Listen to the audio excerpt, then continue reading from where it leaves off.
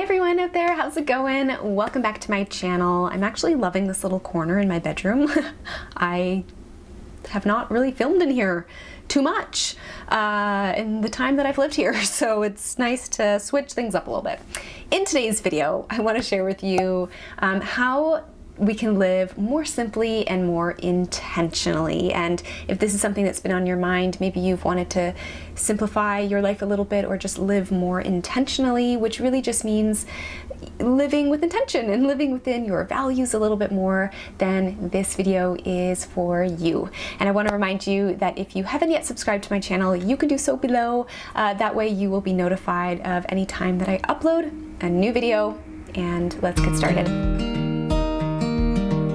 The first thing that I want to talk about here when it comes to living simply and living intentionally is to know what you value. Know what your values are. Exploring what you value most in your life really helps you to prioritize more the things that matter most to you. Not the things that matter to someone else or what society says or whatever it may be, but the things that really matter to you, the things that you value. And when we do this, when we get really crystal clear on the things that we value the most in life, the more we're able to add those things into our life a little bit more and kind of clear up some space a bit for those things that actually matter to us. So a really simple reflection that you can use here is to just ask yourself, what are the things that I value most? You can journal this out, write it out, talk it out with someone, and then ask yourself, what are some ways that I can add some more of those things that I value into my life? Maybe just one thing that you could add into your life a little bit more often. What are some ways that you can do that? The next thing I want to talk about is creating your own definition of success. And this is huge. We live in a really fast-paced world with a lot of incentives to do more, be more, reach the highest level, go, go, go. But one of the best things that you can really do is to create your own definition of success. And what happens when we do this, we let go a little bit of what we see other people doing or achieving, or what society thinks success means. And we stop caring so much about those things because we know what it means to us. We know what success means to us. And the thing is that, we can so often think that success means having the nicest house or the nicest car or making a certain amount of money means that you are successful.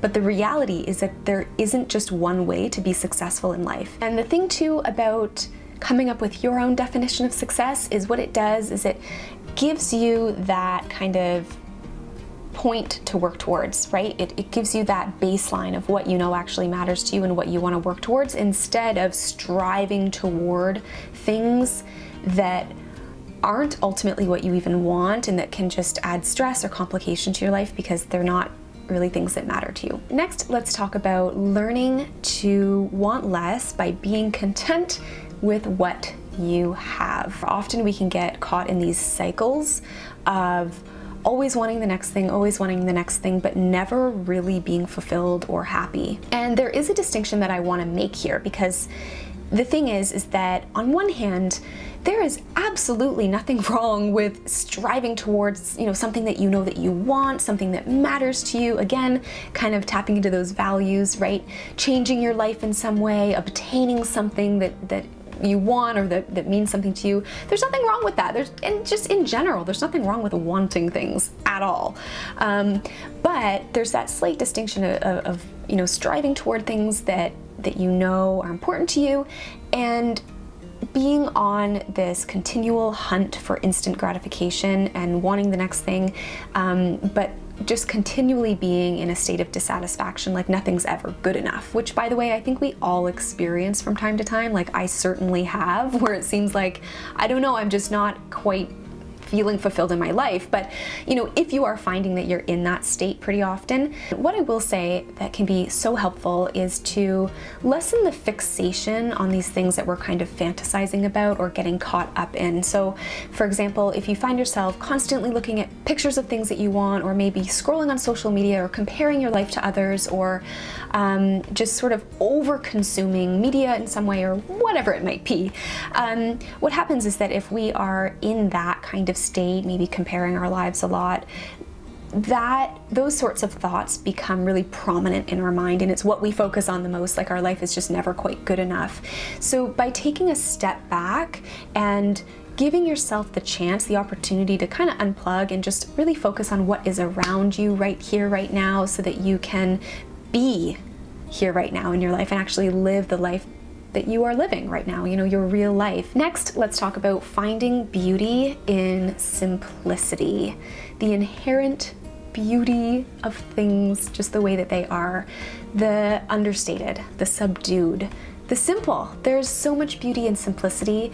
At least I find a lot of beauty in simplicity. Some of my favorite ways to embrace, you know, the beauty of simplicity are things like not wearing a ton of makeup or wearing less makeup, or having a smaller makeup collection, or keeping my skincare routine really simple, or you know, being really intentional with my wardrobe by having pieces that I love and that I wear and not kind of over cluttering it or constantly shopping for new things all of the time. And really it's just that matter of just opening your eyes and finding the beauty in the simple things, and recognizing that things don't always have to be super fancy or elaborate all the time, but the simplicity is so beautiful just in its own way and in its own right. And there's also totally nothing wrong if you find a lot of joy in makeup and clothing and hair and all these things, like I certainly do as well.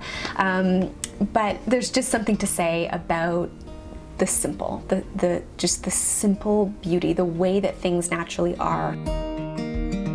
Appreciate and find joy in the small, everyday things. This is something that can really go a long way. Just sort of like noticing the little things that are around you and the little bits of joy that you can find in the everyday things. For example, right now it is springtime, and I gotta say I find such immense joy in things like the trees budding and blooming and just seeing flowers come up from the ground. If any of you have a garden, I'm sure that you get pretty excited and find a lot of joy this time of year when you can get ready to start planting new things perhaps, or whatever it is, just going for a walk and finding the little tiny joys that are always around us. I have actually a whole video on 12 little ways to find more joy. I will leave that linked below if you want a little bit of inspiration. And in a strange way, it can almost help us to realize that it doesn't always take that much to amuse ourselves. We don't always need to go to the greatest lengths to find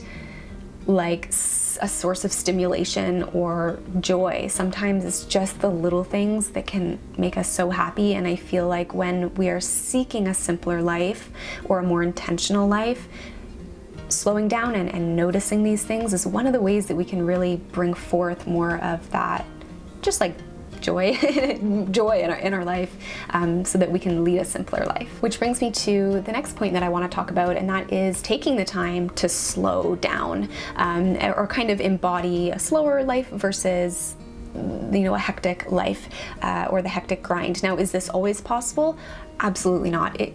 We live in a busy world. We have a lot of responsibilities, a lot on the go, and there's always things that we have to do, whether we like it or not, on any given day, and that's just part of life. But that being said, it is still very much worth it to take the time to slow down and to, at the very least, ask yourself, what is one small way that I could slow down a little bit more, either today or this week or maybe this upcoming month. It could be taking something off your plate that you really don't have to do, or saying no to something, or just being present with your morning tea or coffee and just taking the time to slow down and enjoy that, or taking an extra 5-minute break during the day. And lastly, I want to talk about opting for the uncomplicated. There are so many ways that we complicate our lives, I feel. And some of my favorite ways to opt for the uncomplicated, or to uncomplicate things in my life, are things like organizing my space so that the space that I live in is more functional, so that the stress of disorganization can kind of be sorted out. But another thing here is learning to kind of let go when things just aren't working. You know, I think it's so easy for us sometimes to try and force things to work, especially if we really want something to work in our life. But if it's just not working, it kind of goes with the saying, if it doesn't fit, don't force it. And just, hey, I'm not gonna stress myself out about this. If this just isn't working, I'm gonna let it go and I'm gonna move on. Some other ways that you can opt for the uncomplicated in your life could be trying a simpler method of doing something. Maybe you can get stuck in your ways sometimes and there's a certain way that you like to do things that's more complicated, but there's a simpler way of doing it. Maybe this is with your work or home life, whatever it may be. Or this could also be streamlining different processes or eliminating unnecessary tasks in your life or in your schedule right now that just kind of don't really need to be there. Those are some ways that you can opt for the uncomplicated in your life. So that's it for today's video.